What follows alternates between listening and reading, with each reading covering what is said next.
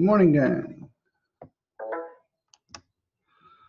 Oh, okay, I see. Still folks trickling in. So I'm actually in a different part of my house today, but if we still got the dot cam, everything should work just the same way as normal. Never mind whatever mess you see in the background. Sorry for the extra window. Today we're going to talk a little bit more about differentiation techniques. We're going to pick up where we left off last time with the quotient rule. I'll show you how to use the quotient rule a little bit, and then I will show you how to take derivatives of some trig functions, and we'll do a few examples of that also. So while people trickle in, I will switch over to this. Oh, I don't have it, do I? Oh, why did I close QCam? I never closed that.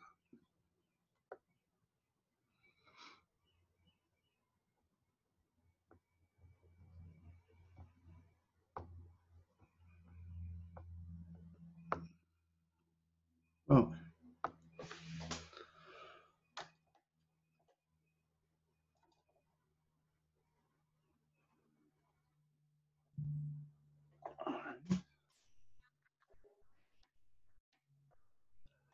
So this is, of course,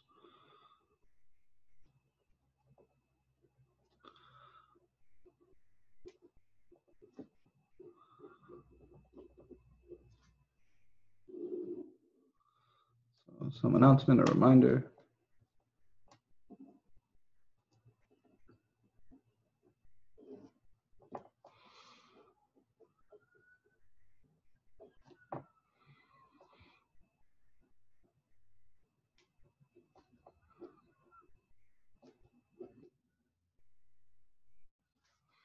Exam 1 is 1 week from today. I do have a few little thoughts and comments and things I wanted to talk about.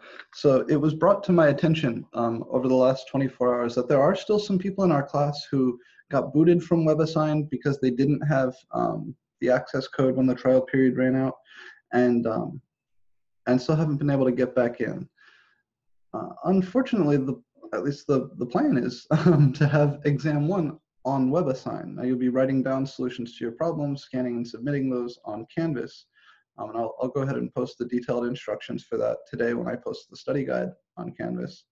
But it's very important that everybody is back into WebAssign like as soon as possible. If you're not in right now, please send me a Canvas message letting me know.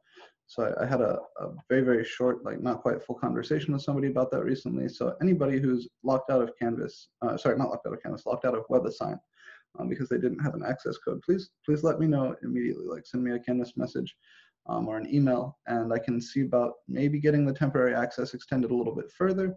And then for folks who are locked out and I cannot get the access extended further, that is definitely a possibility. I'll need to come up with some sort of contingency plan for the test, some other way for you to take the test. But exam 1 is a week from today, which is Friday, 6/19, and it will be on WebAssign using HonorLock.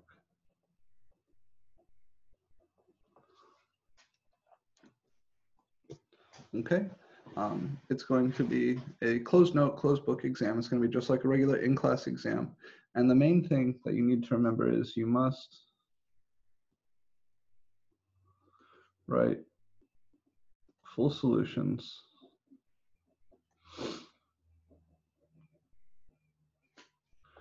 to each problem.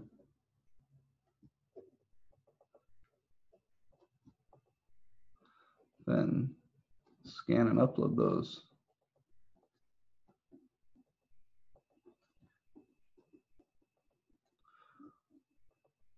Once you're done with the test.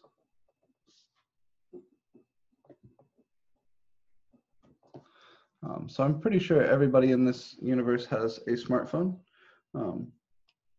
My favorite app for scanning things with a smartphone is called Cam Scanner. I know that it is free, at least for a certain amount of time. After you download it, like maybe you get 20 free scans or something like that. It should be more than enough for this class. but if you don't like Cam Scanner, you're unable to find a free version of Cam Scanner, I'm not sure what the iPhone, the Apple Store version of Cam Scanner is like. I think it might be a little bit more restrictive. The iPhone users have the Notes feature on their phone, which is capable of scanning that I'm told produces perfectly acceptable looking PDFs. But you want to play around with this before the day of the test so that you have some familiarity, because it's important to me that the scans come in really quickly after you finish the test on WebAssign. I need some way of at least being confident that the work that you scan and submit is the work that you use to get the answer you come up with on WebAssign. So like I said, please look on Canvas today for very, very full detailed instructions, exactly what to do for test 1, which will be next Friday.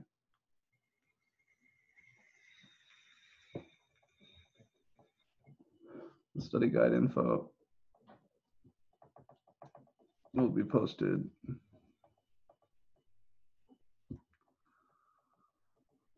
today. So yeah, so that is that. The place we left off last time, and if it's okay, because we do have a fair amount of material to cover, I am just going to go right in rather than starting with some example problems. The place we left off last time was with the quotient rule. So I'll remind you the product and quotient rules.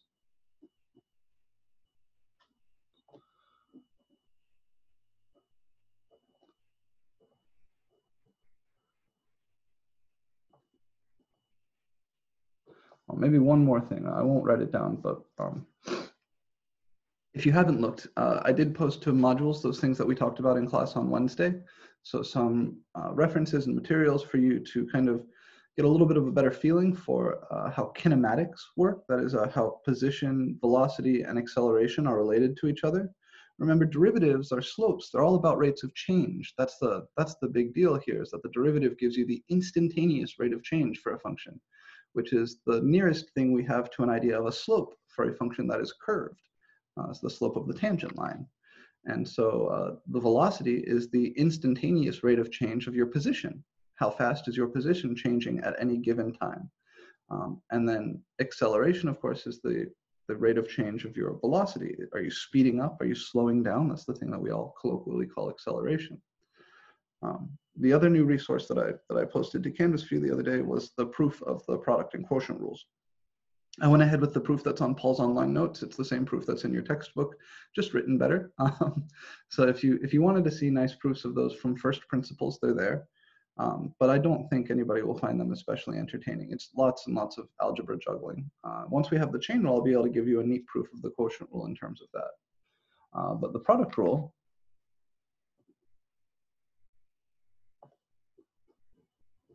tells us how to differentiate a product of two functions.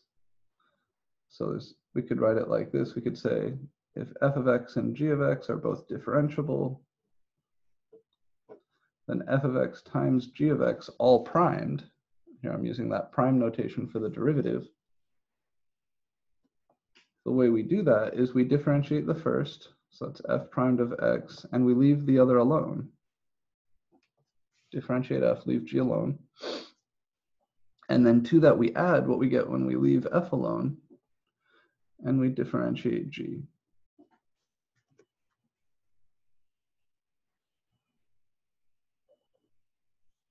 And then the quotient rule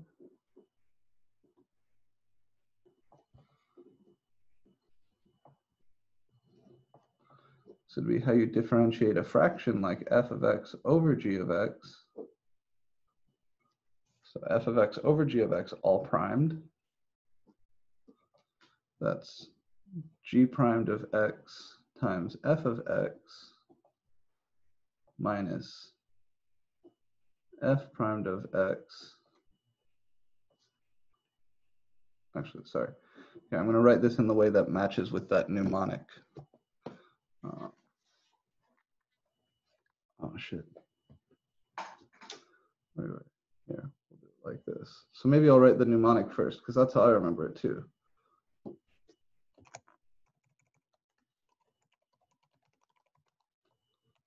Wonder. Definitely spelling that wrong. Yeah. So this is the nice trick, right? And however you want to write these words,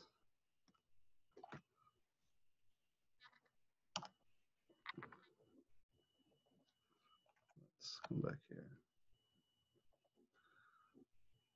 Yeah, so I was starting to write that backwards, I'm sorry.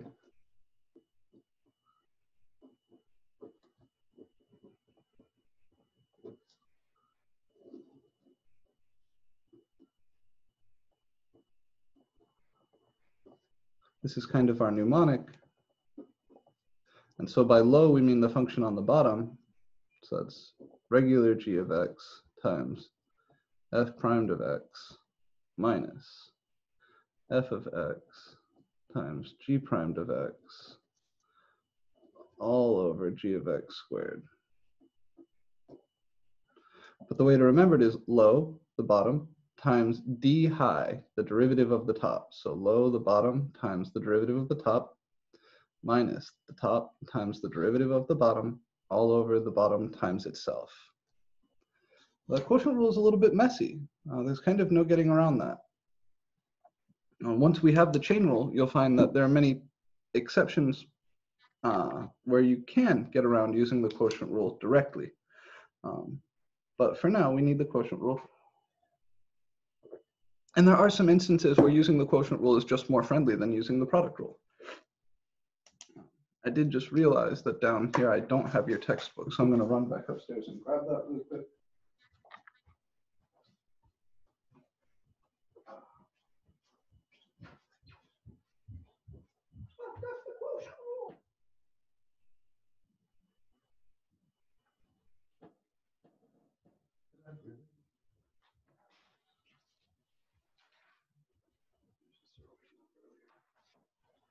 Okay, so we can work some fun examples. So we did a few examples with the product rule.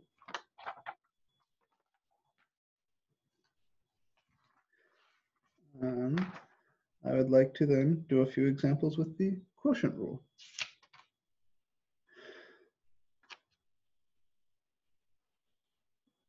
Yeah, that's a good one. All right. Okay, so make sure you have these two formulas somewhere nice and accessible in your notes.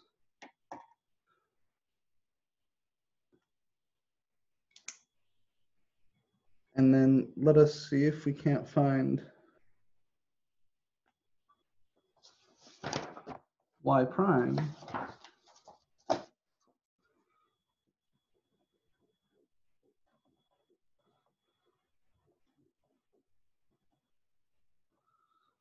where y is the rational function x squared plus x minus 2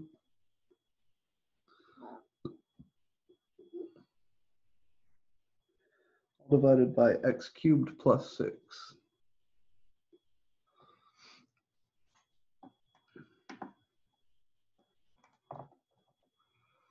Okay. Where can I set that? Do it like that. So this definitely looks like a quotient, right? It is a fraction where the top and bottom are both non-constant functions. And there's no way for me to like get rid of the bottom. Even if I were to factor the top, it does factor. Factoring the bottom is a little bit tricky. It would require a force factor using a sum of cubes formula, which is not an easy thing. And then there wouldn't be any cancellation. So no matter what algebra kind of tricks I try to use, there's no way to get rid of the stuff downstairs, which means if I'm going to differentiate this, I absolutely need the quotient rule. So I'm going to think of this as f of x over g of x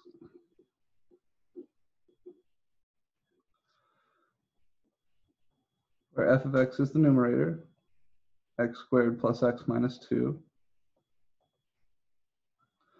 and g of x is the denominator, x cubed plus 6. All right.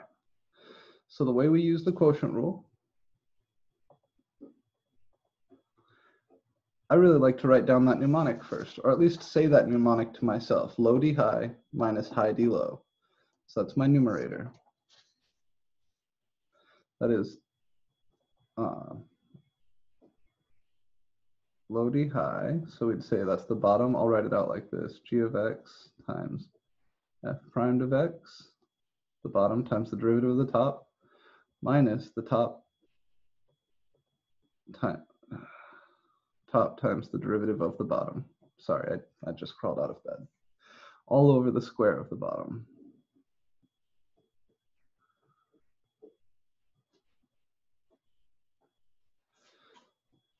So g of x, that's x cubed plus 6. The low part in my low d high is x cubed plus 6. The derivative of the top, the d high, is the derivative of f. So maybe I come up here and I can write down what f primed is. Since f is a polynomial, this is a power rule thing. The derivative of f is 2x to the 1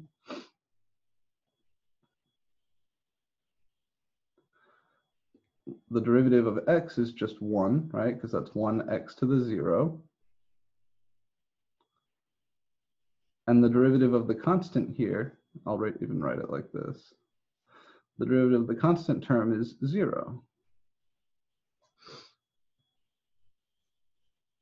While I'm there calculating f prime, I'm going to go ahead and calculate g prime. Why not?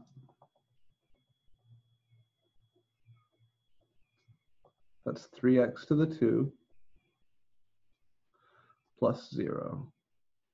Okay, so I've got my bottom times, now I need the derivative of the top. That's 2x plus 1 minus the top, which is x squared plus x minus 2, times the derivative of the bottom, which is just 3x squared. All over the square of the bottom. And I'd just write that as x cubed plus 6 all squared. All right, so this is how we use the quotient rule. We can clean this up.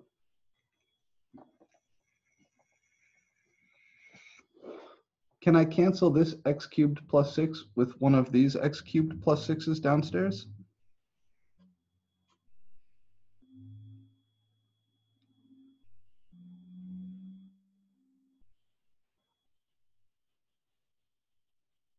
No, you can't.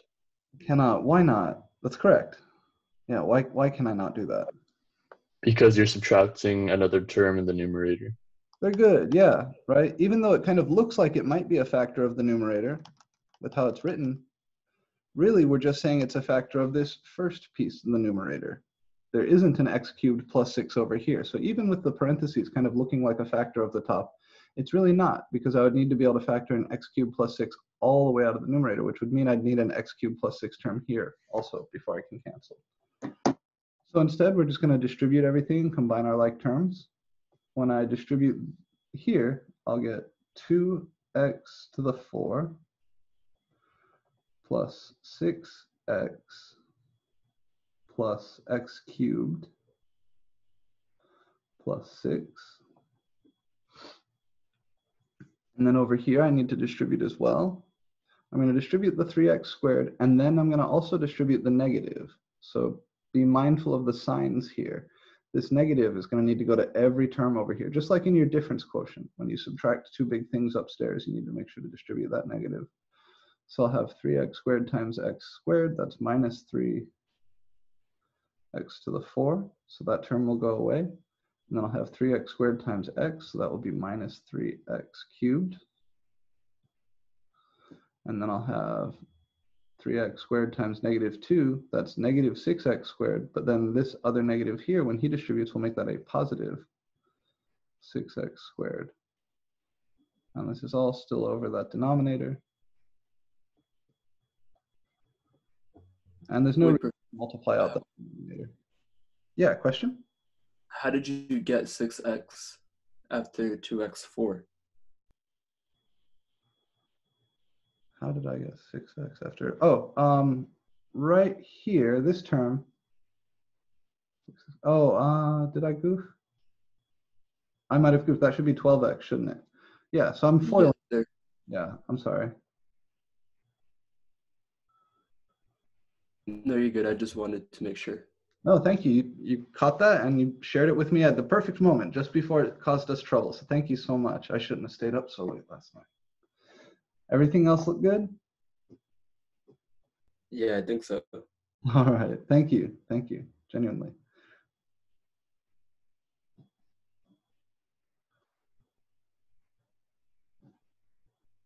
Yeah, okay. So now we're going to go ahead and combine our like terms.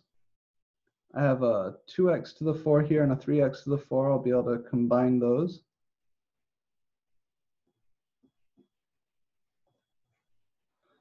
I have a plus x cubed here and a minus 3x cubed here.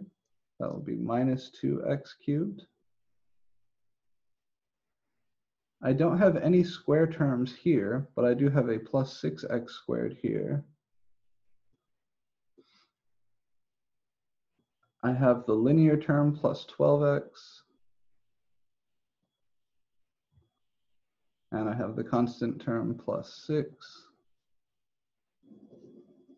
And this is all divided by, yeah, x cubed plus 6 squared. All right. So you can see that using the quotient rule is a little bit messy. All right, it's not the cleanest thing in the world, but it does get the job done. If, for example, I wanted to know where this original curve had horizontal tangent lines, I would then set this big thing equal to 0. If I wanted to know where that original curve had vertical tangent lines, I would set the bottom equal to 0, because that's where this thing is going to blow up to infinity.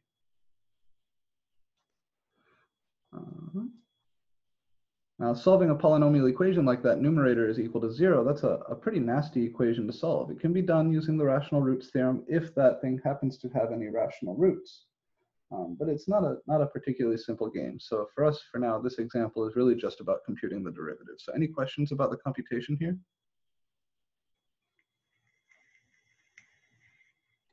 No, but can you go over how you use the product rule again? I missed it, sorry. No, that's fine. Yeah, we didn't use the product rule here. I have one other quotient rule example I'd like to do, and then we can come back to a product rule thing. Does that sound okay? Oh, no, that's fine. I thought that's what that was up top where it says where f of x equals x squared plus x minus 2. Oh, so here I'm using the power rule to differentiate. Oh, my bad. No, you're fine. You're fine. Yeah, getting the derivative of f here, each one of these, I just bring down the power, and then subtract 1. So Got it. it becomes 2x raised to the 2 minus 1, which is 1. The other thing I used is that the derivative of a constant term is 0. Ah, beautiful. Thank you. Yeah, no problem. Any other questions about the computation here?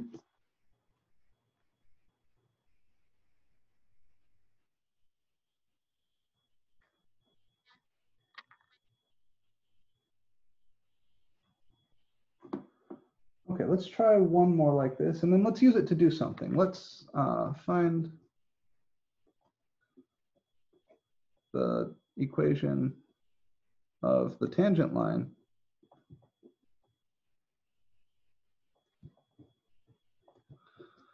to the graph y equals e to the x divided by 1 plus x squared when x is equal to 1.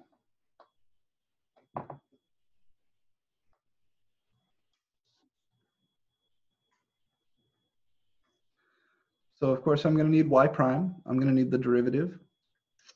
That will give me my slope. I also need a point, right? Anytime we find the equation of a line, we just need those two things, a point and a slope. So my point here, of course, this is A. So it's going to be 1 comma. And then to figure out the y value of the point, I plug A into the original, right? So I don't have the label A comma f of A here because instead of using the function notation to describe my curve, they've just said y equals. But it's always the point on the curve associated with the x value that is given. So if I plug in x equals 1 here, what do I get? My numerator is e, and downstairs I have 2. So the point here is 1 comma e over 2. And then for my slope, that's where I need my derivative. And thankfully, no more big limit stuff, right? I no longer have to write out that whole limit h to 0 thing. I think of this numerator as f, this denominator as g, And I know that y prime is low d high, so g times f prime minus high d low, that's f times g prime, all over low low, that's g of x, or the denominator, all squared. So low d high, that's 1 plus x squared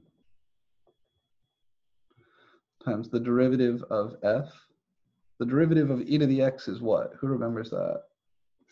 E to the x.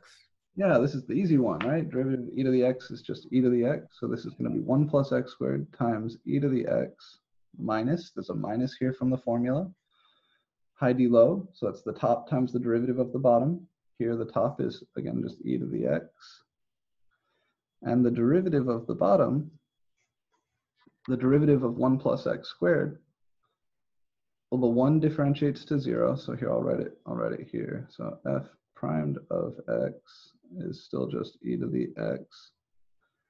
G primed of x, this is another power rule thing. The 1 will differentiate to 0, and the x squared differentiates to 2x to the 1. So low d high minus high d low is just 2x,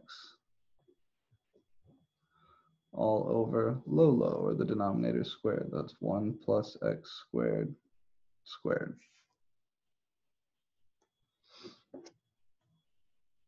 And this can also be cleaned up considerably.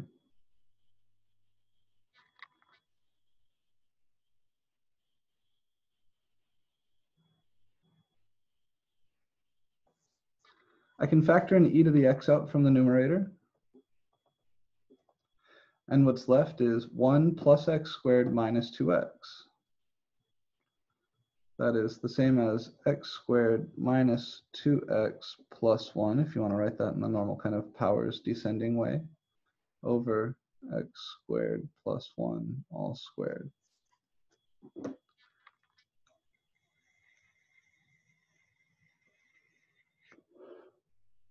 And you'll notice something here. This numerator factors very nicely, so I might as well. Oh. I'm sorry. I missed the prime over here, right? So make sure you write y prime there, not y. So my fully simplified derivative, my y prime is e to the x times x squared minus 2x plus 1 is x minus 1 quantity squared. And then downstairs here, I have x squared plus 1 squared. And the e to the x being out front is the same as having it on top of the fraction like that.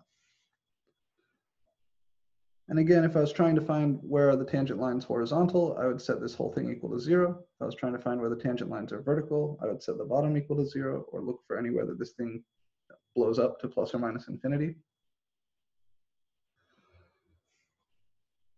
This is the derivative of the function anywhere. What I really need for the slope of my tangent line is this thing evaluated at 1. So there's a special notation for this. You put a vertical bar and then x equals 1. This is how I describe a function evaluated or restricted to a certain value. So that's the same as this, evaluated at x equals 1. And if I plug x equals 1 into this thing, I get e to the 1 times 1 minus 1 squared over 1 squared plus 1 squared.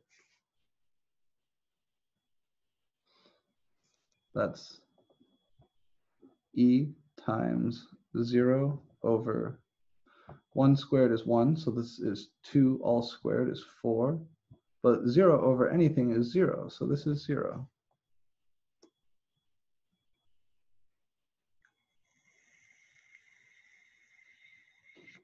Therefore, the tangent line I'm looking for is horizontal, because it has slope 0. So the tangent line is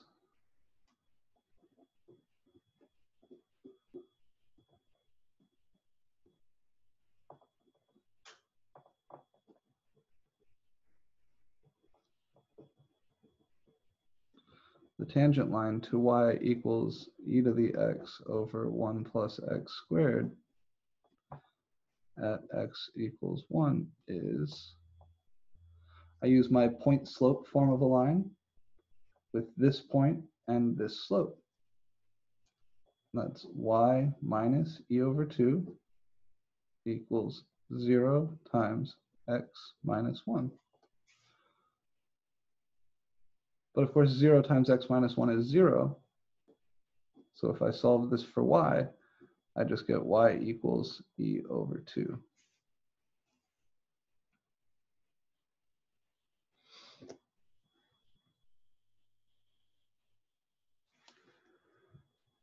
Okay.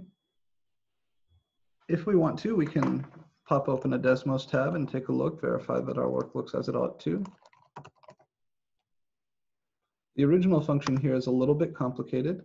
And anytime you're playing around with something you're not sure what it is, especially in like the homework, I really invite you to come over here and look at Desmos. It can be super duper useful.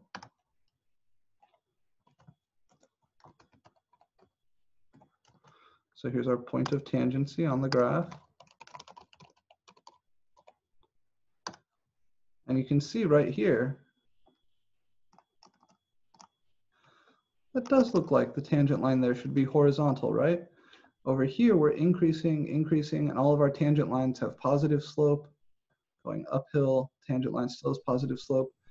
Tangent line getting shallower here, shallower, shallower. And then when we get to this point of tangency right there, just for a brief second, the tangent line looks like it would be horizontal. And indeed, there's the tangent line.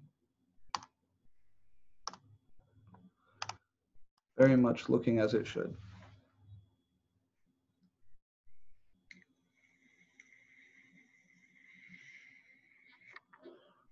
Okay. Any questions about this particular example? Again, I wouldn't expect you to know this graph off the top of your head. I don't know this graph off the top of my head. It's a little bit weird because it has e to the x and this factor downstairs. But we should be comfortable with this picture looking how it does given the work that we did.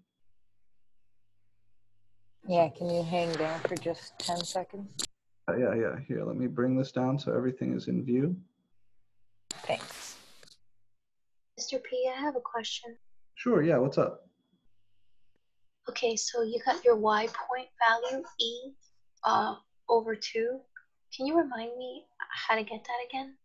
So we just take whatever, remember what it is I'm looking for. I'm looking, when I find that point, I'm finding the y value of this point right here, right?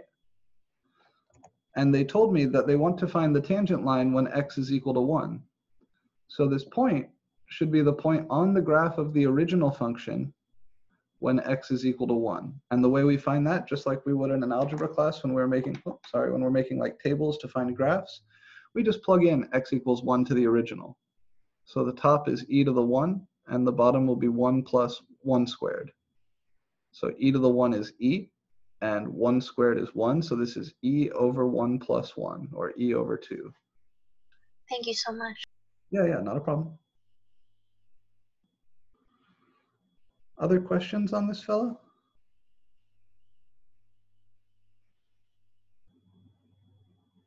This notation, the evaluation notation, I think this is the first time we've used this. Has anybody seen that before?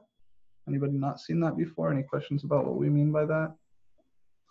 Yeah, I can have you explain that? Say that again? I'm sorry. Yeah, I'm unfamiliar with that.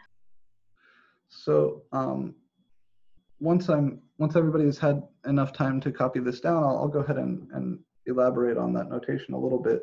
But basically, this vertical bar means just take the formula for y prime that you found above and plug in x equals 1. Another way of writing this, if you want to mix the notations, I have seen people do this. This is the notation for y primed of 1, right? Kind of like f primed of 1 or f primed of a. Saying that you've used that x equals 1 in it, essentially. Right. Exactly. Okay, cool. Yep. That makes it easy. Thank you.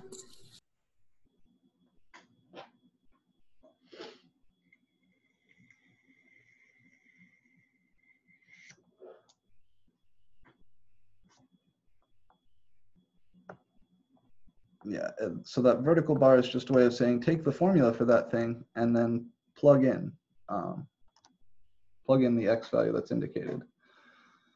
So real quick, the notation. That was the end of that example. Notation to express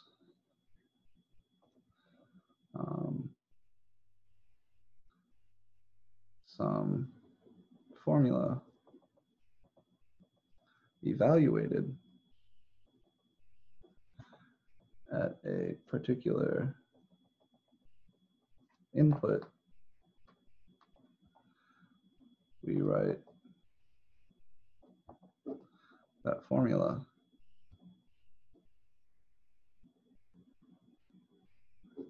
and then a vertical bar and then x equals that input.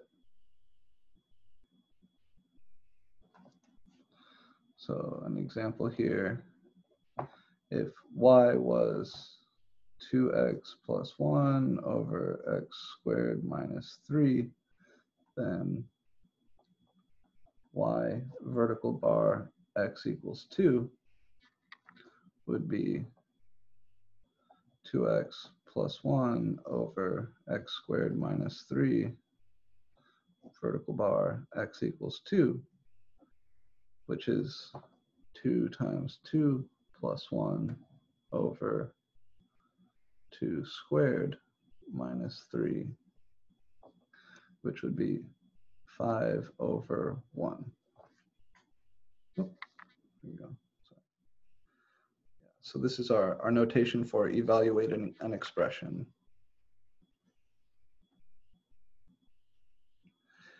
And it becomes useful when you're kind of trying to outline a strategy, right? When you're trying to tell your reader what it is that you're about to do. So in that previous problem, we found the formula for y prime, and then we wanted to plug in x equals 1 to that formula to get the slope of our tangent line. And that vertical bar notation is useful there. We'll also see some other places, especially later in the semester when we talk about integrals, where this notation becomes very useful.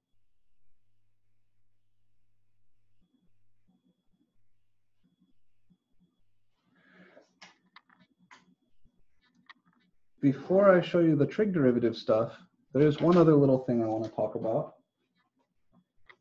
And that is when to use the quotient rule, or when you can maybe get away without using the quotient rule. And there's a problem like this in your homework that's meant to give you a pause to think.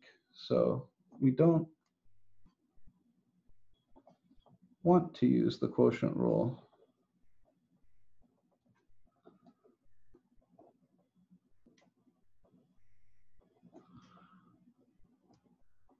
if we don't have to.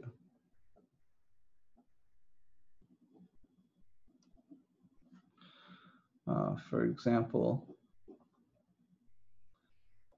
if I wanted to differentiate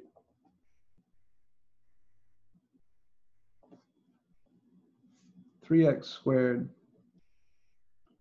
minus 2 square roots of x all over x), this looks like a quotient, and certainly I could use the quotient rule, but I don't need to, because I can simplify this function into a sum of power functions. So if you can do some algebra to avoid using the quotient rule, to get rid of the stuff downstairs, then you want to. Why? Because the quotient rule is messy, right? It's a big formula. It takes a lot of space. So here, because the denominator is just x, I can split this fraction up like this.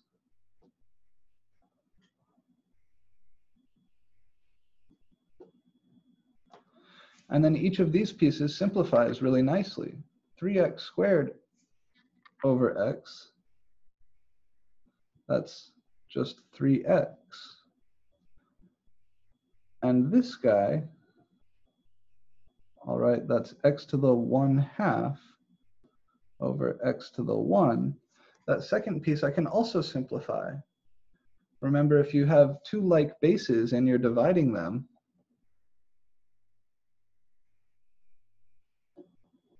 something like this, that's the same as subtracting the powers. So that second piece I can write as 2 times x to the 1/2 minus 1. I'm not doing any differentiation here, I'm just doing some algebra. This is 3x minus 2 times x to the negative 1/2. So now if I want to define my derivative, I really don't need the quotient rule at all. Doing this algebra ahead of time gets rid of the denominator, so then the derivative of the function capital F primed here, I just differentiate this guy. The derivative of 3x is 3. If you want to really carefully, that's 3 times 1 times x to the 1 minus 1 is 0, minus 2 times negative 1/2 times x to the negative 1/2 minus 1 is what?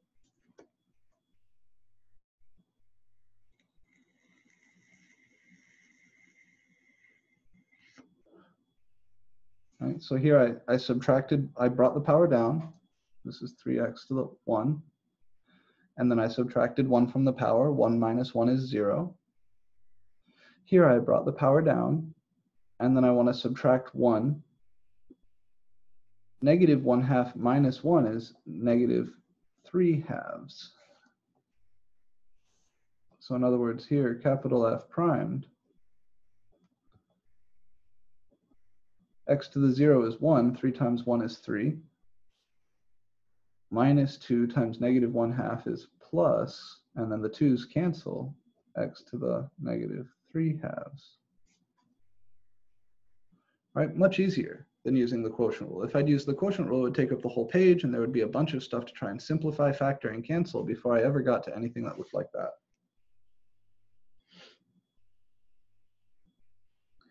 So it's a good take-home from this section that while the quotient rule will work, it's kind of unpleasant, and we want to avoid it wherever possible.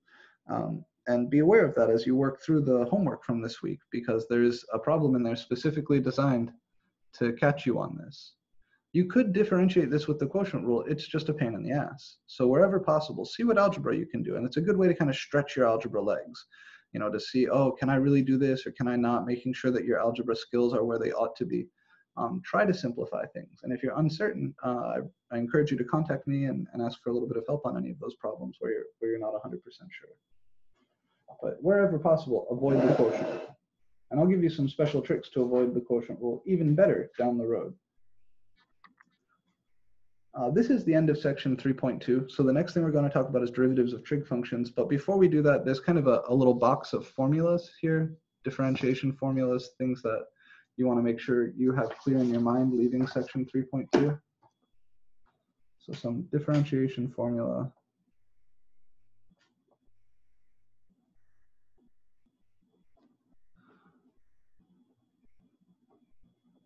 The Latin plural is actually formulae from 3.1 and 3.2. First, the derivative of any constant is 0. And if you want to differentiate a constant times a function, that's the same as that constant times the derivative of the function. In other words, constant multiples pop out.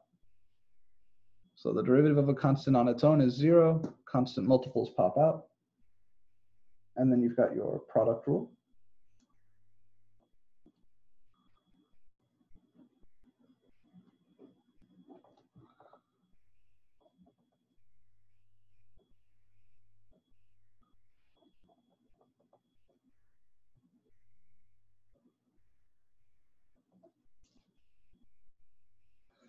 Your power rule.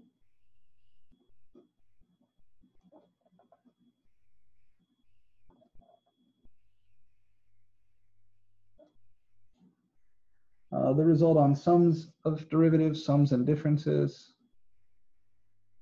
They just write it as the sum. That's okay.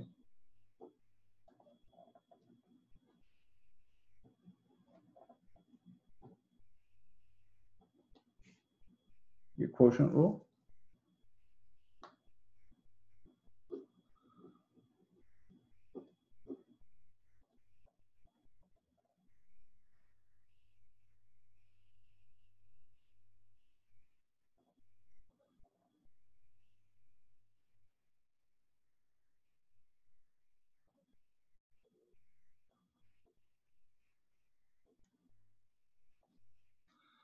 Result on exponential functions that the derivative of e to the x is e to the x.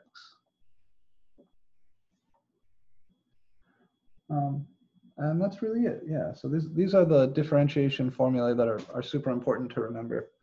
This plus, if it's a minus here, then you'll have a minus here. But that's really everything that we have so far. These are our good tools for differentiating so far. And it covers a lot, right? This will let you differentiate any polynomial, any rational function, any product of a polynomial with an exponential, a base e exponential, and any kind of nice rational combination of those things. So we have quite a lot that we can do now, but it's still not everything. The two big goals ahead of us before the end of chapter 3 are to include the derivatives of the basic trig functions, and then also to talk about how to differentiate composite functions. Like instead of e to the x, what about e to the 5x? Or what about the square root of a polynomial? Things like that, where you're plugging one function into another function. That's called the chain rule, and that one's going to wait until after exam 1. So exam 1 is just going to cover up to the derivatives of trig functions, and then I will show you the chain rule, and we'll move on from there. What are the name of the first two? Constant? So yeah, they don't really have names, but the first two here, this says that the derivative of a constant is 0. And this says that constants pop out of derivatives. So for example, since we're about to start talking about trig functions, if I wanted to differentiate 2 times the sine of x, that's the same as 2 times the derivative of sine of x. I don't know what the derivative of sine of x is just yet, but that's what we're about to discover.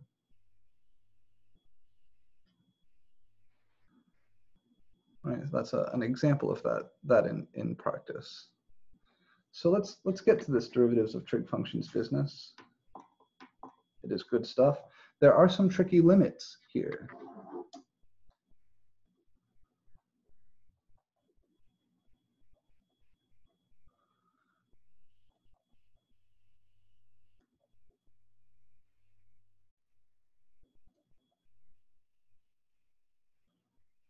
Okay, so section 3.3, this is the last section that is going to be on the test. At the start of next week, I will go through section 3.4 on the chain rule, but then the chain rule itself will really be showing up on test 2. I won't put anything that requires the chain rule on test 1. So this section 3.3 is the last section you need to worry about for the purposes of exam 1. We want to find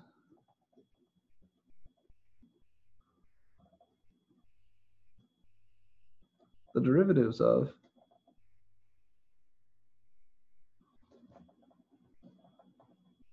sine, cosine, tangent, secant, cosecant, and cotangent. Now the good news is that all of the other functions besides sine and cosine, tangent, secant, cosecant, cotangent, they're all built out of ratios of sine and cosine. So once you know the derivatives of sine and cosine, you can use the quotient rule, and in some cases the product rule if you're feeling sneaky, to come up with all the remaining derivatives. So really we need to start with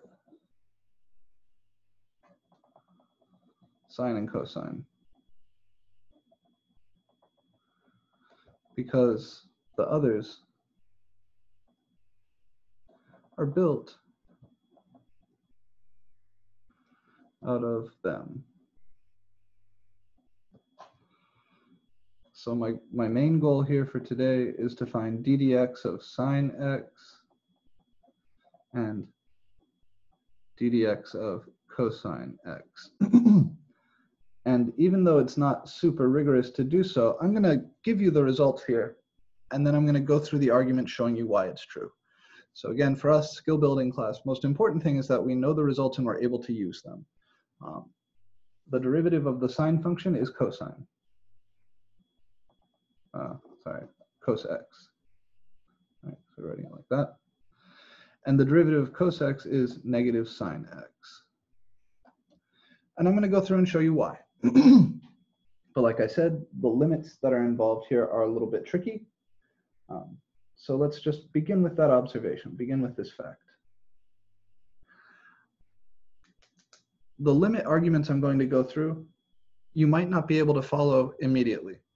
So this is another thing where I'm going to do it for you here live, but then I'm also going to post a thing for you on Canvas in the modules so that you have time to go through and really appreciate what's going on. So if you get a little bit lost in these limit arguments, don't panic. Just try to copy down everything in your notes that I write here, and then go into the Canvas modules later today, and you can annotate your notes. Yes, so the thing that we're about to do right now will be on exam 1. This is the last bit of material that will be on exam 1. All right. So I claim that the derivative of the sine function is the cosine function. I can show you some evidence that suggests that.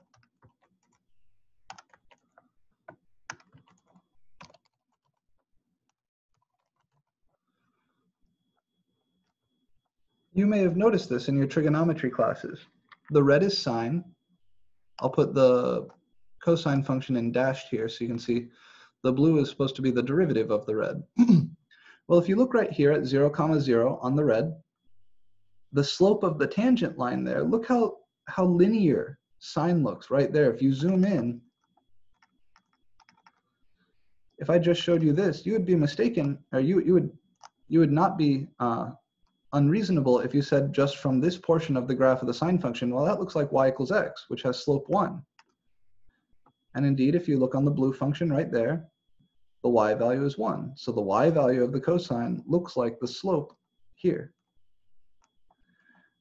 And then if we look over here, where the sine function has a horizontal tangent line, right at the top of that hill, the tangent to sine, the tangent to the red function is horizontal. The blue function, cosine, has an x-intercept. So this would say that the slope of the tangent to the red should be 0, and it is. So everywhere you see the red increasing, the blue is positive. Everywhere you see the red decreasing, the blue is negative. Where the red has a turning point or a horizontal tangent, the blue has an x-intercept. So it really does look like the blue is the derivative of the red, and that's true. So now I'm going to walk you through exactly why that's true.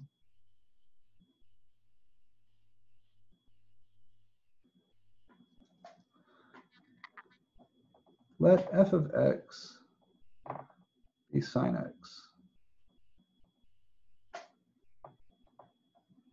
F primed of x, I'm just going to take our formula for f primed of a and use x's instead. That's the limit as h goes to 0 of f of x plus h minus f of x. So I'm just skipping over the step where we would write all this down with the a's over h, right? This is our difference quotient. Normally we would write f prime of a equals f of a plus h minus f of a. It's the same thing.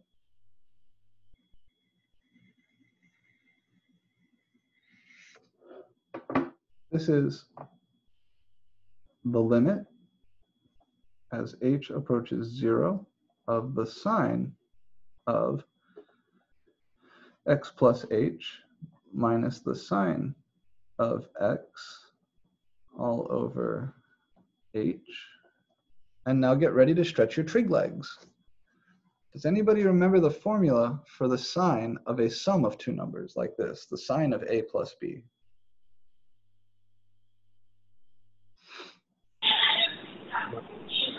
equal sine x.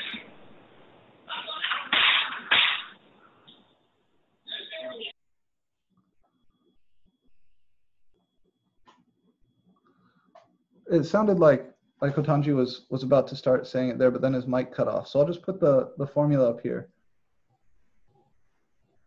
Sine A times cos B plus or minus cos A sine B? That sounds right, yeah. So sine of A plus B is sine A cos B plus cos A sine B. So I'm going to use that formula with A equal to X and B equal to H to expand this part inside my limit. Of course, the challenge here, just like in all these limits, I can't just plug in H equals 0 because there's an H downstairs. So I write this as the limit as H goes to 0. Sine of X plus H, that's going to be the sine of X times the cos of H plus the cos of X times the sine of H. So that's sine of X plus H. And now I subtract from that the sine of X, this piece just hanging along. And everything is still divided by H.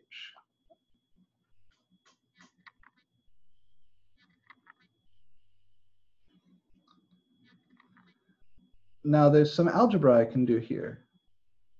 I have this piece which has a sine of X term. This piece and this piece.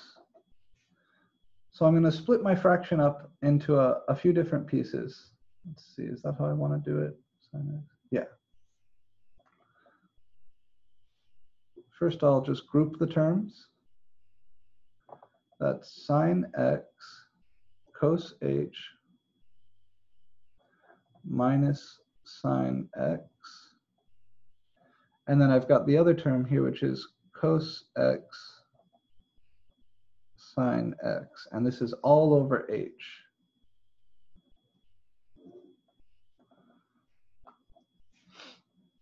Now using my limit laws, limit as H goes to 0. Sorry, I forgot the 0 there. Now using my limit laws, I can split this fraction up and give the limit to each piece. So I'm going to take this piece and this piece separately. In that first piece, I have sine X cos H minus sine X all over H. And then separately, I have the limit as H goes to 0 of cos X. Oh, one of those should be an H, shouldn't it? Cos X. Yeah, sorry, this is a sine H. We're talking about this piece here.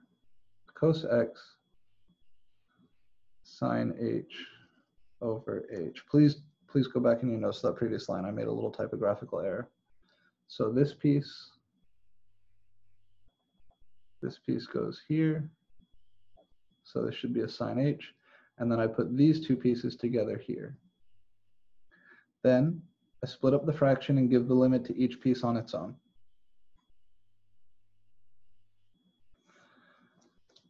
One last little bit of algebra. I'm going to factor a sine X out here. So this is lim H to 0.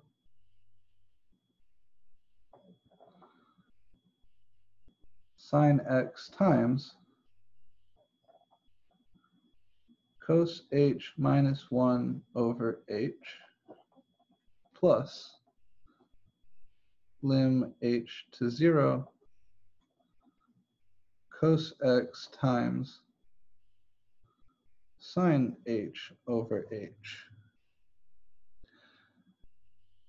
And then lastly, before I get into handling the specific H limits here, notice that this guy doesn't have any H's in him.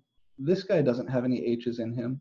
So they can both come out in front of their respective limits because the limit is as H goes to 0. So that's sine X times lim H to 0 cos H minus 1 over H plus cos X lim h to 0 sine h over h.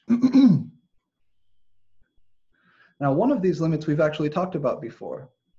This guy right here, when we talked about the sinc function in our first week, sine x over x.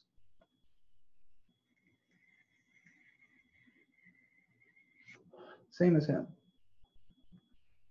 This piece we haven't talked about before, but I want to first just make sure we're all comfy with the algebra steps so far. So any questions about what we've done so far, where any of these pieces are coming from, or why I'm writing them like this? I have a question. Yeah. So on the last part, you pulled out sine, and then you put lim as h approaches 0, and then you did that. Why did you pull the cosine and sine out in front of the limit? So because the limit is as h goes to 0, right? So as far as that limit is concerned, the variable is h. And as far as that limit is concerned, x is a constant. The limit doesn't care about x, it only cares about h. So this is like having a constant in front of my function. And so one of our limit laws is that constants can pop out of limits. With respect to this limit, sine x is constant. Or another way to say it is, as h goes to 0, sine x stays sine x. So I'm taking the limit of each of these pieces separately. You could think of it like that. In either case, what I'm trying to do is get to where I can focus on the piece that is making the limit hard, right? The limit is just in terms of the variable h. This doesn't have any h's in it, so it's not making the limit hard. It's not doing anything special. He just stays sine x. As h goes to 0, sine of x stays the sine of x. It's the cos h minus 1 over h that changes as h changes. And the same is true here. As h goes to 0, cos x just stays cos x. It's the sine h over h that's changing with h. So with respect to those limits, sine x and cos x are constant, so they can pop out. Or if you prefer, you could say, I'm going to take the limits of these pieces on their own. The limit of sine x as h goes to 0 is just sine x. So that's the limit of him. He's just done now. And the limit of cos x as h goes to 0 is just cos x. He's done. So in each of these limits, it's the h stuff that is challenging because the limit only involves the variable h. Does that make sense? Somewhat, yes. Okay. So then these two limits are what we need to tackle. And again, before I go through a detailed argument, I want to give you some reason to believe the true thing is true.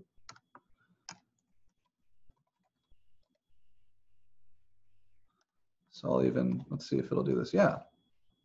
Here's the graph of sine h over h. So my horizontal axis is the h-axis. My vertical axis is sine h over h. And as I get closer and closer and closer to 0, sine of h, right, over h gets closer and closer and closer to 1. There is this hole here. But you can see that in the limit sine h over h, that's 1. The y value of that hole, remember, is the value of that limit. So even though we're undefined there, the limit sine h over h looks like it should be 1. We're getting closer and closer and closer to 1.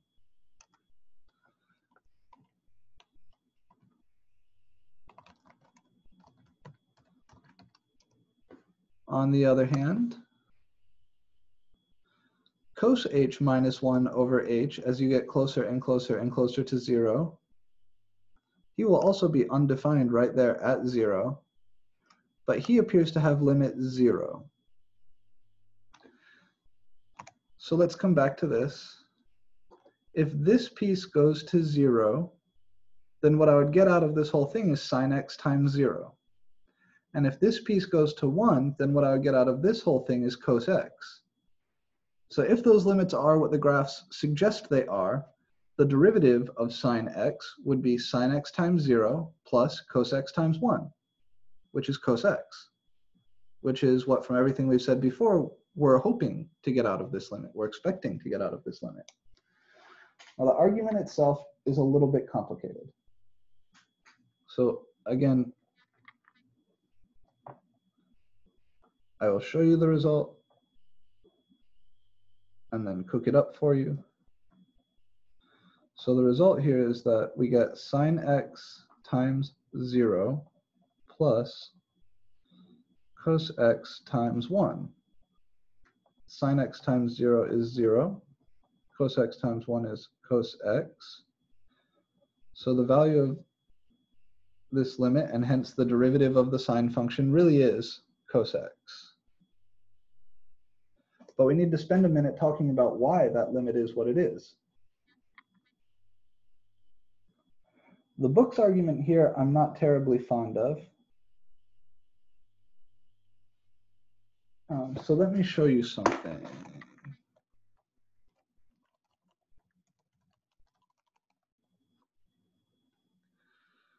Yeah. No. There's a nice geometric argument here. This is it. But that's not the prettiest way to draw it. Here we go. Yeah, this is the way I normally like to do this. Oh, wait, no, where is it? Is that it? It's not it. I think, yeah, this is the normal argument. So we're going to look at the unit circle and a few areas. The basic idea is that if I look at the area of this whole sector, the area of the little triangle is contained within that, and then between the little triangle and the sector is the bigger triangle. So I don't want to risk losing you in the details. Let's zoom out for a minute.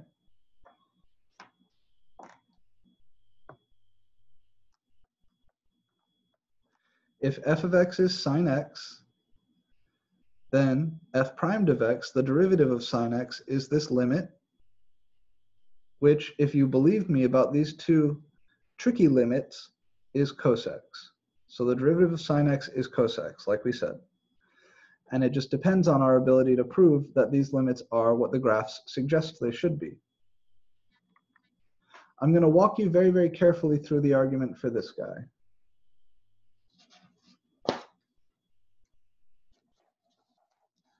I had my old notes on this. They were so much better than your textbook. So y is lim h to 0 sine h over h equal to 1. It's going to be a squeeze theorem thing. I'll draw here my unit circle. I'm going to say, let's think of sine h as sine theta. So really what I want to show is that the limit as theta goes to 0 of sine theta over theta is 1. Just a little variable change because it's the more convenient notation to think about this from a geometric standpoint. This is my unit circle. Here's the angle theta. And which inclusion did we want to use? Oh, this will work. This is actually not the one that I had in mind. I don't see the one that I had in mind anywhere here. But we can get it from that. Where's the nice one? This is the nicer one. Yeah, okay. No, of course it's on Stack Exchange. Everything is good on Stack Exchange. Areas, no, that sucks.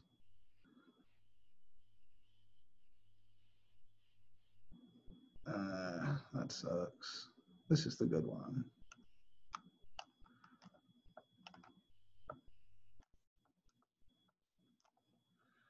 So we're going to compare a few different sizes, and we'll be able to say for sure that some of these things are bigger than others just based on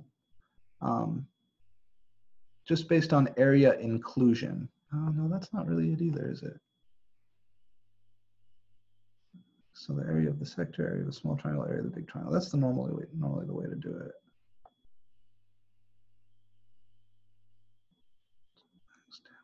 All right, here, we'll do this one. This will work fine. So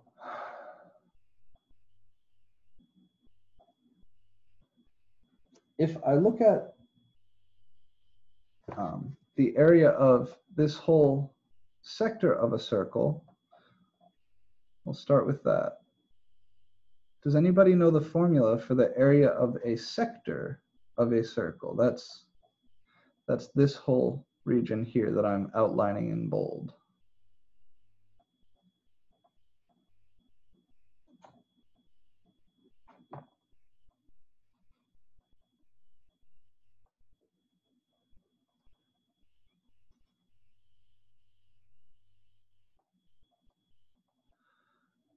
So if you just take a portion of a circle where the subtended angle is theta, the area of that, if the radius is r, it should be a linear function of theta. Like when theta is half of the full rotation, pi, it should be half of the full area. So it should be pi over 2 times r squared. The area of a sector in general is theta over 2 times r squared. So if you think about this for a minute, you'll see that it makes sense. If you plug in 2 pi, the whole circle, you get pi r squared. If you plug in pi, then you get pi r squared all divided by 2, which is half the area of a circle. So we're going to make use of that, which means that the area of the sector here on the unit circle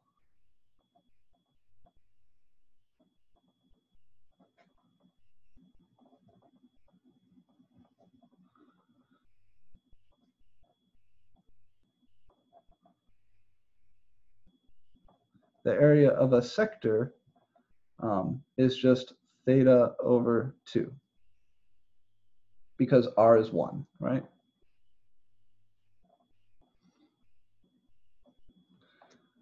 So since I'm on the unit circle here, where this point is cos theta, comma, sine theta,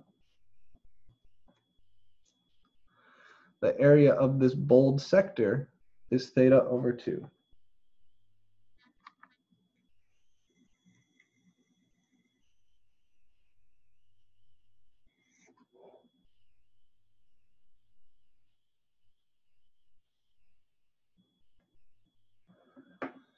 I can also look at the area of this triangle.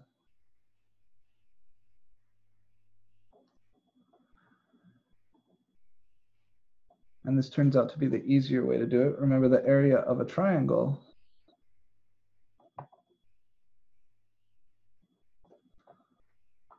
is 1/2 the base times the height.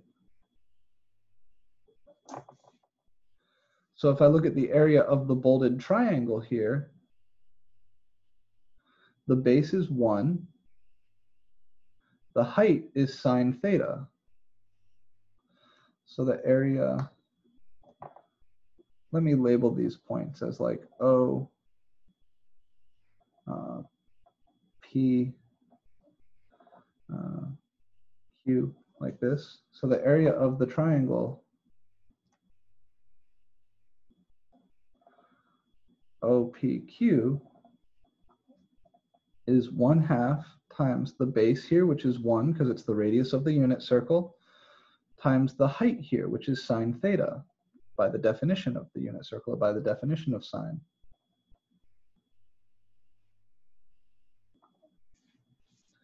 Or just sine theta over 2.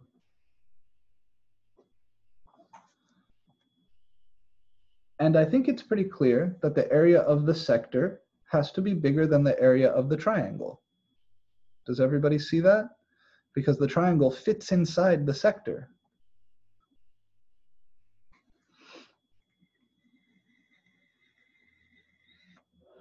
I need to make one more little argument like that, and it's going to involve looking at another triangle, namely this guy.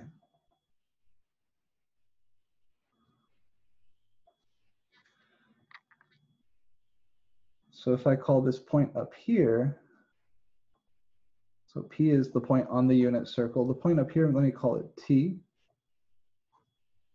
The area of the triangle OTQ is 1/2 his base times his height.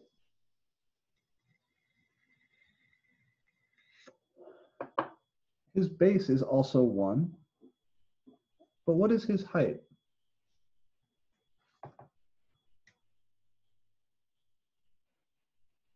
Can anybody help me find the height of the triangle OTQ?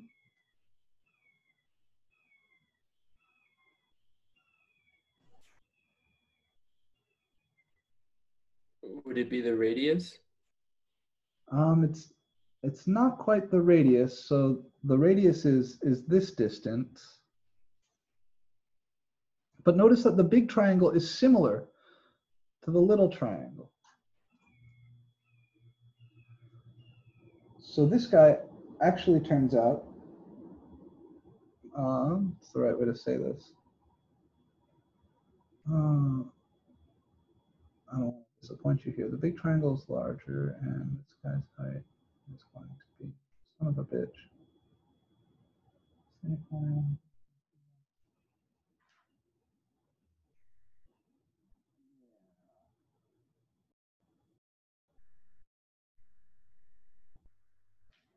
Here, let me flip back to this diagram.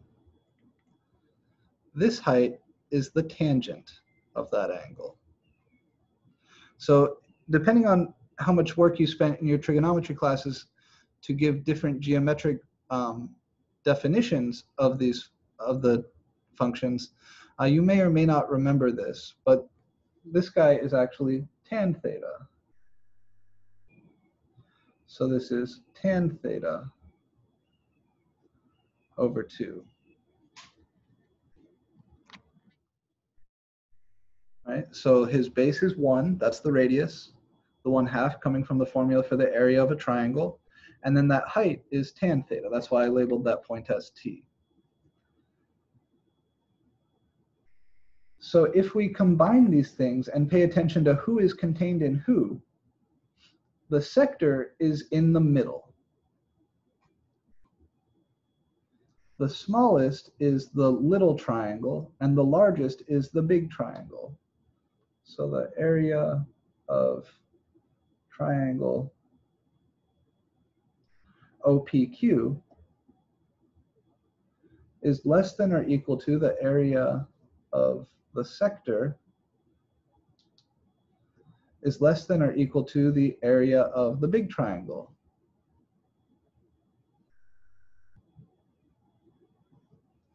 The easiest way to see that this is the tangent is to think about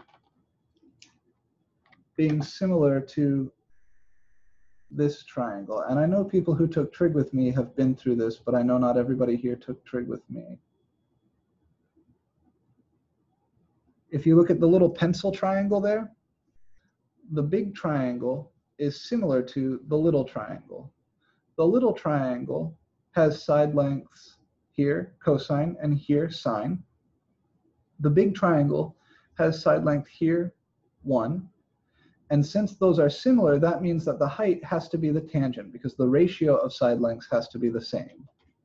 That's the easiest way to see that. And then we get this inclusion. The little triangle is contained within the sector, so his area has to be smaller than the area of the sector. And by the little triangle, I mean the little blue triangle here. And then the sector is contained within the big triangle. So his area has to be smaller than the area of the triangle OTQ. And each of these I have a nice expression for. So the area of the little triangle, that's the sine of theta over 2. So I get that sine of theta over 2 is less than or equal to theta over 2, which is the area of the sector, is less than or equal to the area of the big triangle, OTQ, which is tan theta over 2.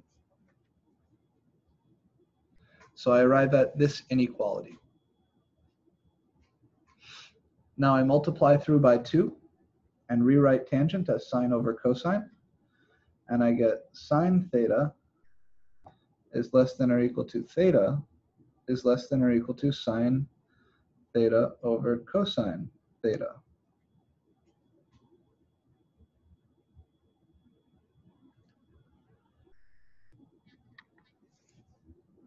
Next, I'm going to divide through by sine theta. That will give me 1 is less than or equal to theta over sine theta is less than or equal to 1 over cosine theta.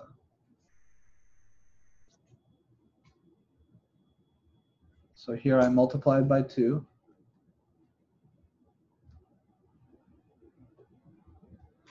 Here I divide by sine theta.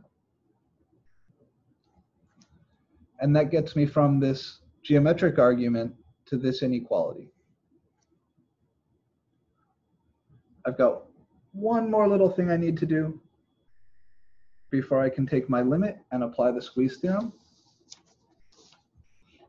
But I want to take questions on the construction of that inequality first. So yeah, before I move to the next bit here, this is indeed a slightly complicated argument. So I want to make sure that we're all able to follow. I've seen a number of different versions of this. This is the cleanest one I'm aware of. Are all areas of all sectors theta over 2? Theta over 2 times r squared. So the general formula for the area of a sector of a circle of radius r is theta over 2 times r squared. But here I'm working on the unit circle, so r is 1. Oh, right. Okay, thanks. Yeah, no problem. Other questions on this? It's okay. I expect you to have them. This is complicated.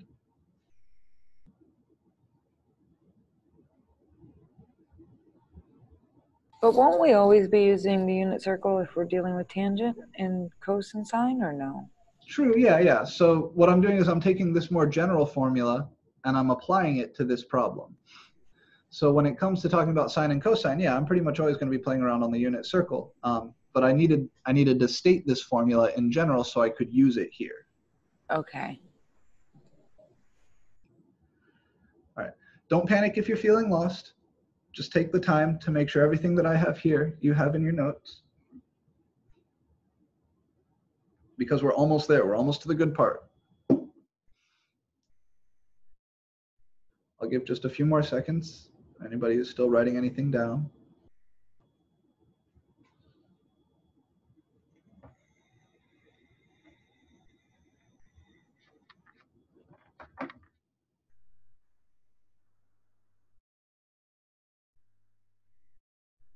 Where we land is with this inequality.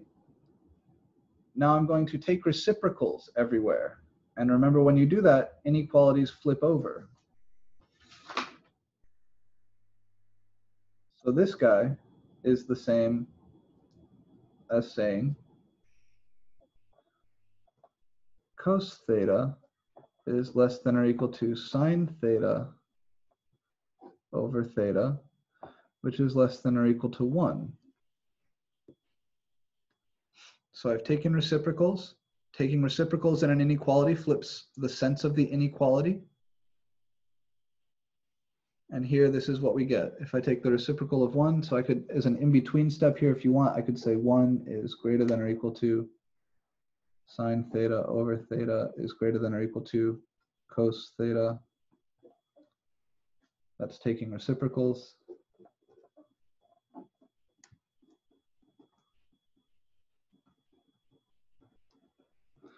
And then I just rewrite that in this more appealing form. So let me zoom back in. My geometric argument gives me this, multiply by 2, clears out the denominators, divide everywhere by sine theta, that gives me this. So the sine theta over sine theta here cancels, sine theta over sine theta here cancels. That gives me theta over sine theta in the middle. The thing I'm after is sine theta over theta. So from here, I take reciprocals, and that makes each of the inequalities flip over. And then I just rewrite that in this more appealing way. So this says 1 is bigger than sine theta over theta is bigger than cos theta, which means cos theta is smaller than sine theta over theta, and sine theta over theta is smaller than 1. Now, take limits.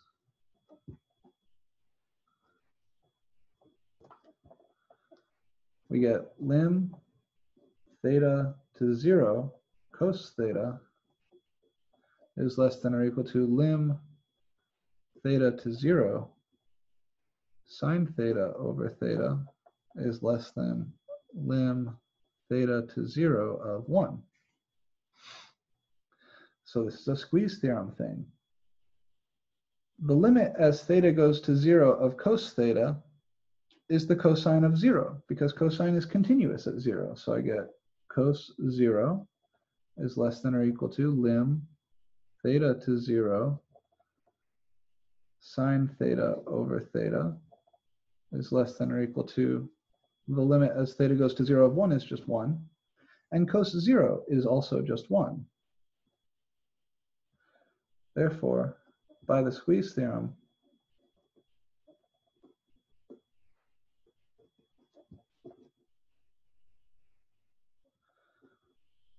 the limit as theta goes to 0 of sine theta over theta equals 1.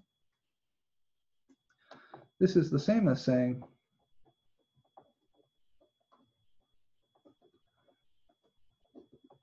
lim h to 0 sine h over h is 1, right? It's just swapping the variable. And that's precisely what we needed to show that the derivative of the sine function was cosine. There was that other limit there, the cos h minus 1 over h limit. You can construct a similar geometric argument, or you can make use of this one. So really quickly, the other limit we need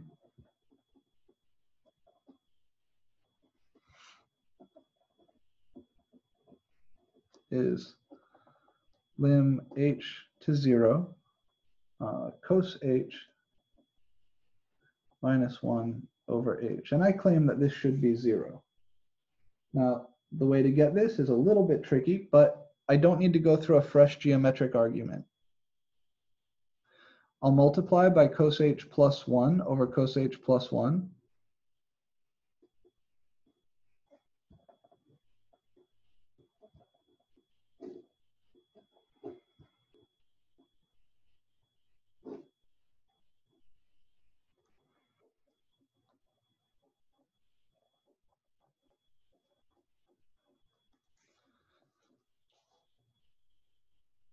Upstairs, I'm going to distribute. Downstairs, I'll just leave him alone. So downstairs, I'll have h times cos h plus 1. This is kind of like that multiply by the conjugate trick. And again, in trig pre-calc, we see this trick from time to time when we're trying to prove an identity. It's a useful way to turn cosine stuff into sine stuff, because when I distribute upstairs, I have cos h minus 1 times cos h plus 1. I FOIL that out, and I get cos squared h. My inners are minus cos h. My outers are plus cos h. Those cancel. Minus 1.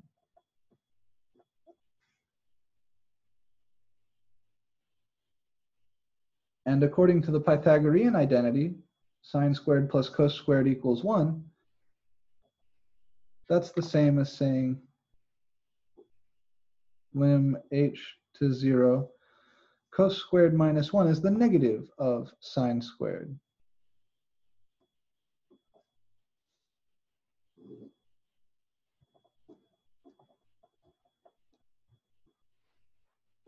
like this.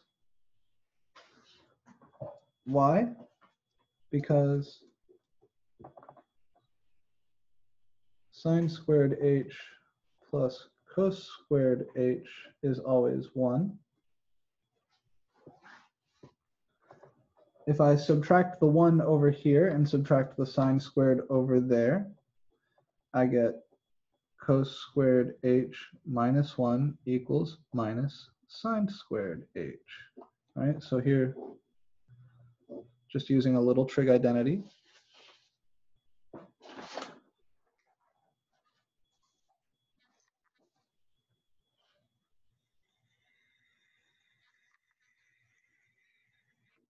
And finally, I can split this limit up as lim h to 0. I'll have -1 from this negative, sine h over h times sine h over cos h plus 1. If you multiply those two fractions, then you get sine squared h over h times cos h plus 1. -1 is -1. This piece I've just shown in the previous geometric argument to be 1. The limit as h goes to 0, sine h over h is 1. This piece is continuous at h equals 0, so I can just plug in. I get sine of 0 over cos of 0 plus 1. So altogether here I get -1 times +1 times 0 over, right, sine 0 is 0, cos 0 is 1, so that's 0 over 2. So that's -1 times +1 times 0, which is 0. So these are my two important limits, right? I will recap for you here in just a second. First, questions about the sneaky attack here for the cos h minus 1 over h limit.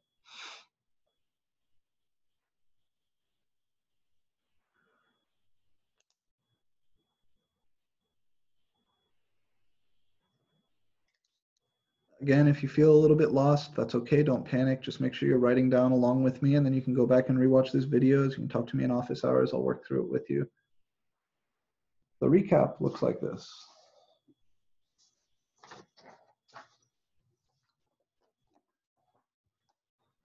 If f of x equals sine x,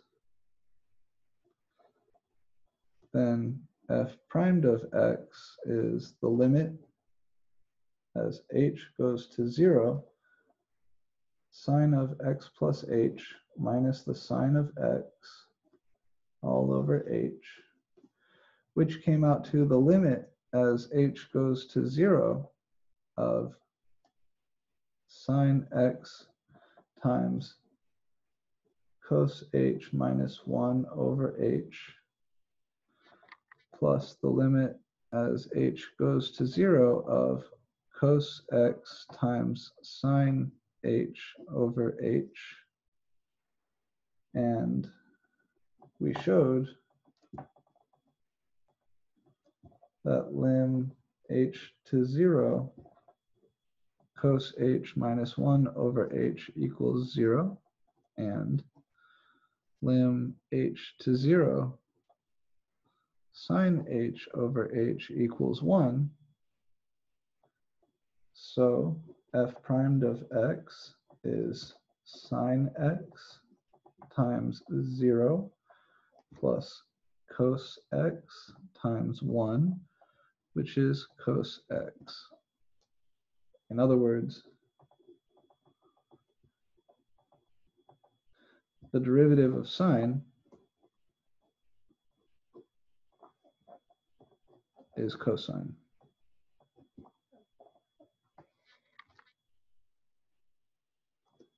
And I fully acknowledge that that is a long argument. It is not an argument that is something we're used to doing. It's kind of a level up, right? This is a little bit harder than anything you may have seen in pre-calc or trigonometry before, and that's okay. I want to assure you that this isn't an argument I would expect you to make on your own. But it is important that you remember the result, that sine has derivative cosine. It's also important that you remember these two special limits. These guys show up everywhere. So if you take anything away from this lecture, or at least this part of this lecture, the derivative of sine is cosine and these two limits. I'm not going to walk you through the full argument using geometry that the derivative of cosine is sine. Sorry, the derivative of cosine is negative sine. It can be done very similarly. A similar argument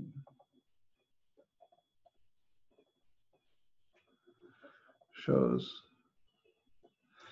that cos x primed, it's not sine, it's negative sine x. You wouldn't need to go through the geometry thing again. You would just use the sum difference formula for cosine, and then these two special limits show up again. But I don't want to burn any more class time on it, and I don't think anybody will get anything special out of it. It's just these two limits show up again after you run through the difference quotient, just like we did here. So in 3.3, these are our major results so far. That special limit, those two special limits, and these two derivatives.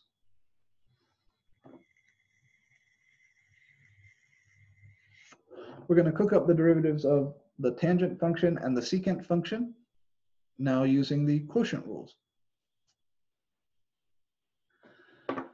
So again, if your notes are a little bit sporadic or whatever, don't panic, leave space, go back, rewatch the video, fill in whatever amount of detail you want, whatever amount of detail you think will help you remember the statements in the boxes. That's what we need. We need you guys to remember the statements in the boxes. Now that we have these, let's find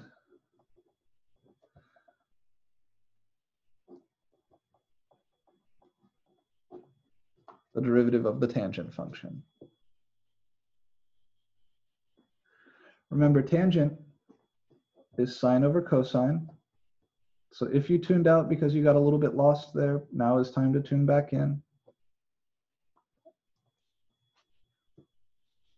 All that work, we were able to just show that the derivative of sine is cosine, the derivative of cosine is negative sine, and now we're going to come back. We're no longer going to be doing any crazy hard inequality or geometric arguments, and it's important that you follow from here. So if you tuned out a little bit, time to come back. This is a straightforward quotient rule thing, and you're going to be asked to do things like this in your homework and on your tests. So definitely, please come back if you drifted. It's understandable if you did. Tangent is a quotient. It's sine over cosine. So to get its derivative, I can use the quotient rule. Low d high minus high d low over low low. So I'll write that out. That's cos x times the derivative of sine x minus sine x, oh shit, not equals, minus sine x times the derivative of cos x all over the square of the bottom, cos squared x.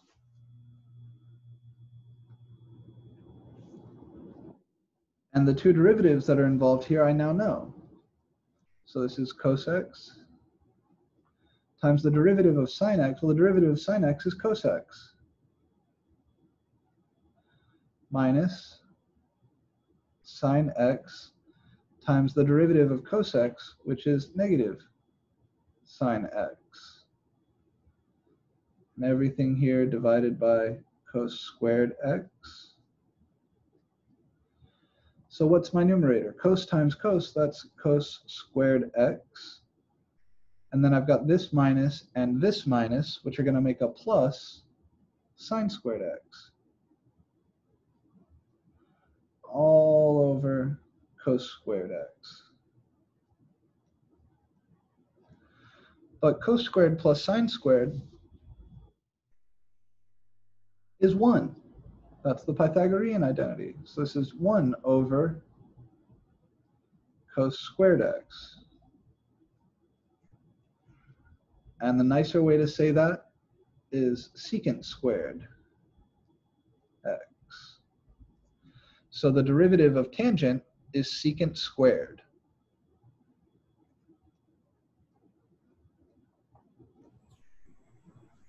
How come when you do the low to low, it's not cos x, whole thing squared? The whole thing squared, so cos x all squared is the same as cos squared x. Remember, that's a special notation, right? It's just a lazy way to write powers of sine and cosine. Yeah, so it is. It is. Oh, right, because that's the angle. X is the angle. Yeah, exactly. Yep.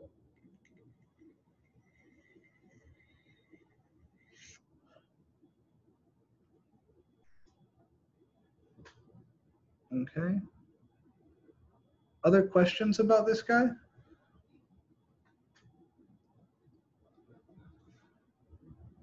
So here at this stage, I use the fact that sine squared x plus cos squared x equals 1, right? To say that this numerator, sine squared plus cos squared, is equal to 1. And then 1 over cos squared is secant squared. So the derivative of tangent is secant squared. So far we have the derivatives of sine, cosine, and tangent. I'm going to do one more for you, and then your homework has you cooking up a couple others. You can get the derivatives of cosecant and cotangent using this exact same trick. The one more that I'm going to do for you right now is the secant function.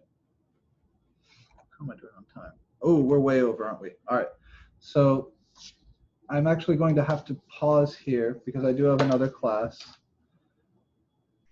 So secant x primed is 1 over cos x primed. And if you follow your quotient rule, low d high, that's cos x times the derivative of 1 minus high d low, that's 1 times the derivative of cos x all over cos squared x, low, low. The derivative of 1 is 0, so that's cos x times 0, minus the derivative of cos x is negative sine x all over cos squared x. That's sine x over cos squared x, which I can treat as 1 over cos x times sine x over cos x, which is secant x tangent x. So that's the derivative of the secant function. I'm going to recap here really quickly, but then I do need to go. I've got a Calc 2 class that is starting. So 3.3, derivatives of trig functions. Derivative of sine x, cos x. Derivative of cos x, negative sine x. Derivative of tan x, secant squared x. And derivative of secant x is secant x tangent x. And these are going to be hugely important. There are 2 missing from this table, right? Cosecant and cotangent. I think it's randomized, so it depends on which one you get from WebAssign, but you will be asked to cook up at least one of those in your homework and a few other combinations of trig derivatives. And they'll all come from products and quotients of sine and cosine. So I am going to have to sign off here. I apologize for the abrupt ending. We spent more time on that geometric argument than I should have maybe, but I do hope that you found this useful and entertaining. This is the end of the material for exam 1. So as you're studying, this is the last bit of stuff that you need to stress about. Later today, I will be publishing your study guide and some instructions for the study guide, and exam 1 will show up in Canvas. So look at Canvas announcements later this afternoon.